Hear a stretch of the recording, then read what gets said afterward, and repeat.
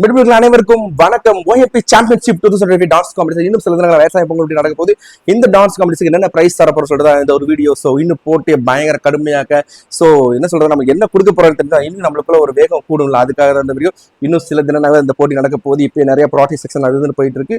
இந்த இதுக்கு வந்து first of all babies best dance award. பேபிஸ்ல யார் பெஸ்ட் டான்சர் வராங்களோ அவங்களுக்கு பார்த்தீங்கன்னா ஒரு டெய்ரி மில்க் சாக்லேட், ஒரு டெடி பியர், ஒரு சாம்பியன் கப் மெடல் கொடுக்க போறோம்.